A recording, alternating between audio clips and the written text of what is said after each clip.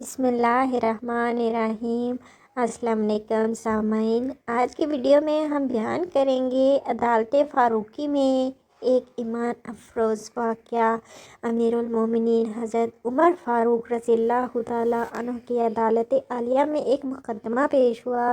دو خوبصورت نوجوان ایک نوجوان کو پکڑ کر حاضر ہوئے اور فریاد کی کہ اے امیر المومنین، اس نوجوان نے ہمارے بوڑھے باپ کو قتل کر دیا ہے، اس ظالم قاتل سے ہمارا حق دلوائیں۔ آپ رضی اللہ تعالیٰ عنہ نے ان کا دعویٰ سننے کے بعد ملزم کی طرف دیکھا اور دریافت فرمایا کہ تو اپنی صفائی میں کیا کہتا ہے؟ تو اس ملزم نے عرض کی کہ ہاں امیر المومنین، یہ جرم واقعی مجھ سے صادر ہوا ہے، میں نے زور سے ایک پتھر اسے مارا تھا جس سے وہ ہلاک ہو گیا تھا۔ فاروق اعظم نے فرمایا گویا تو اپنے جرم کا اقرار کرتا ہے۔ ملزم: ہاں امیر المومنین، یہ جرم واقعی مجھ سے صادر ہوا ہے۔ آپ رضی اللہ تعالیٰ عنہ نے فرمایا پھر تم پر قصاص سے لازم ہو گیا اور اس کے عوض تمہیں قتل کیا جائے گا۔ ملزم نے جواب دیا آقا، مجھے آپ کے حکم اور شریعت مطہرہ کے فتوے سے انکار نہیں، البتہ میں ایک گزارش کرنا چاہتا ہوں۔ ارشاد ہوا بیان کرو۔ عرض کی 3 دن کی مہلت چاہتا ہوں، 3 دن بعد حاضر خدمت ہو جاؤں گا۔ عظیم قائد نے کچھ دیر سر جھکا کر سوچا، غور کرنے کے بعد سر اوپر اٹھایا، فرمایا اچھا کون ضامن ہوگا تمہارا کہ تم واقعی وعدہ کو ایفا کرنے کے لیے تیسرے دن عدالت عالیہ میں حاضر ہو کر خون کا بدلہ خون سے دو گے؟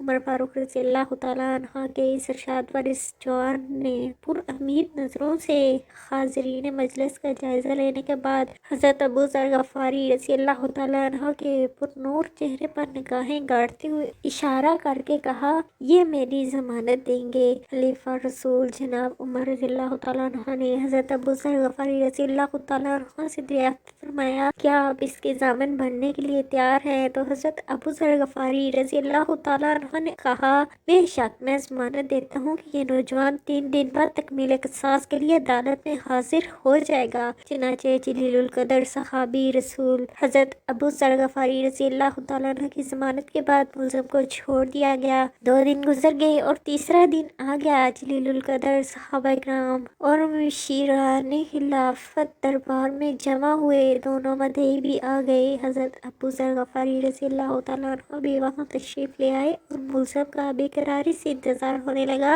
جو وقت گزرتا جا رہا تھا، صحابہ اکرام کا اضطراب بڑھتا جا رہا تھا، کیونکہ ملزم ابھی تک نہیں پہنچا تھا اور وقت قریب قریب آتا جا رہا تھا، اور صحابہ اکرام کو حضرت ابو ذر غفاری رضی اللہ تعالیٰ عنہ کی نسبت پریشانی ہونے لگی تھی کہ 1-2 مرتبہ مدعیوں نے بھی دریافت کیا، مگر حضرت ابو ذر غفاری رضی اللہ تعالیٰ عنہ نے ہر مرتبہ یہی جواب دیا کہ اگر 3 یوم گزر گئے اور ملزم نہ آیا تو میں اپنی ضمانت پوری کروں گا، پریشانی کی کوئی بات نہیں۔ جب حاضرین پریشانی کی انتہا پر پہنچ گئے اور دہلا دینے والے انجام کے تصور سے سہم گئے کہ اچانک ایک طرف سے ملزم دربار میں حاضر ہوا۔ اس کا جسم پسینے سے شرابور تھا، چہرے پر گرد جم چکی تھی، مسلسل بھاگنے سے اس کی سانس پھول گئی تھی۔ اس نے آتے ہی اسلام کیا اور عرض کی اللہ تعالیٰ کا جو حکم ہے بجا لایا جائے۔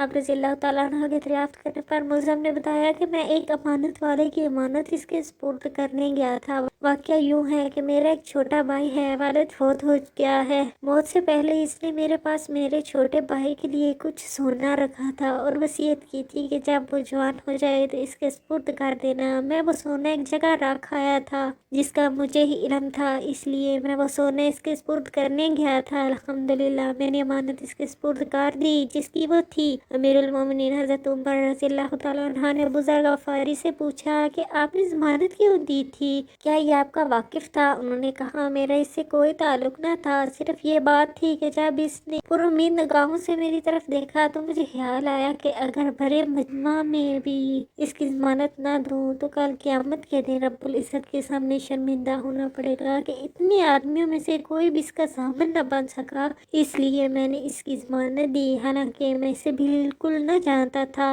نہ ہی مجھے یہ معلوم کہ یہ کہاں رہتا ہے، بس اس کی ظاہری شرافت نے مجھے یقین دلا دیا تھا کہ وعدے کا پکا ہے اور میں نے ضمانت دے دی۔ یہ بات سن کر حاضرین محفل اشکالود ہو گئے۔ مدعیوں نے التجا کی کہ امیر المومنین، ہم نے اپنے باپ کا خون معاف کر دیا، تو یہ تھا ہمارا آج کا واقعہ. امید کرتی ہوں کہ آپ کو پسند آئے گا. ملتے ہیں کسی اور ایمان افروز واقعے کے ساتھ. تب تک کے لیے اجازت دیجیے. اللہ نگہبان.